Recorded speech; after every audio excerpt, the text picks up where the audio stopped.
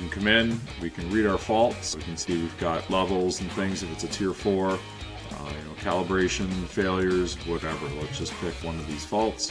We got a freeze frame data of when it occurred. We've then got some information on the components, and even here we've got some troubleshooting steps to help you take forward. So that particular component, that flow meter, there we go, right? So check the performance of the EGR, you can actuate the components, display measures, it's walking you through some steps. Not every fault's going to have all the steps available to it, but a large part of them do, which is great. Another example, we got freeze frame, right? Some information here, possible defects, regeneration, engine torque. Right, we've got some troubleshooting against this here too. Okay, so there's an example of how we troubleshoot. Oftentimes it does incorporate some of the technical info and the wiring diagram too to test a component that's available, but there's some of the process and how it works. Parameters here, you can do anything from speeds to idle speeds to, limitations by cold engines. It's all here for you to be able to set. If I wanted to go and set the speed, sometimes it's in a body computer on a forklift. I'm surprised to see it here on the engine, but it could be the one we picked. It would be different. So it's not necessarily, if this isn't your engine, you may not be able to actually set that. But here you can come in and set a new value. I only want it to be able to go whatever, 20 knots an hour. So it's going to depend. Oops, sorry, click the wrong side. It's going to depend exactly on what you're doing.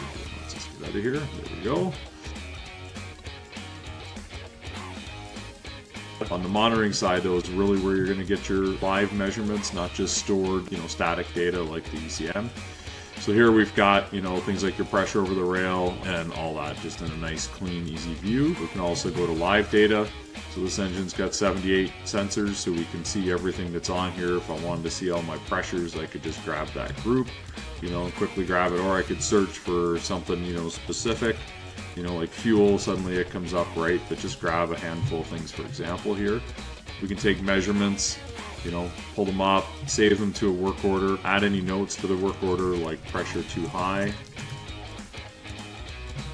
Right, and come back and we have a graphing, so comparing data against itself.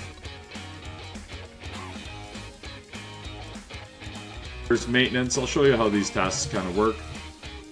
So I'll do a regen here. If this was a tier 4 engine, here it's going to tell you, these are all the instructions, by the way, are specific, not generic.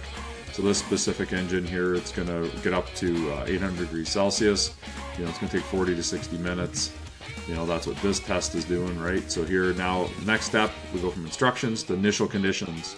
Lots of initial conditions here on this engine, you can see. It's also going to help make sure you're meeting things prior to starting. You should have all green lights there and ready to go. Like I can kind of just pop those up there now and see when I'm all set. Alright, so now it's actually performing the test. I can come in, I can see some of the measurements while I'm doing it to see exactly what's happening during that 90 minutes. I can graph some stuff, I can view data, I can make notes. Really, we've got the ability to kind of do whatever we need during the test. So, regen can take a long time, so it's about seeing data.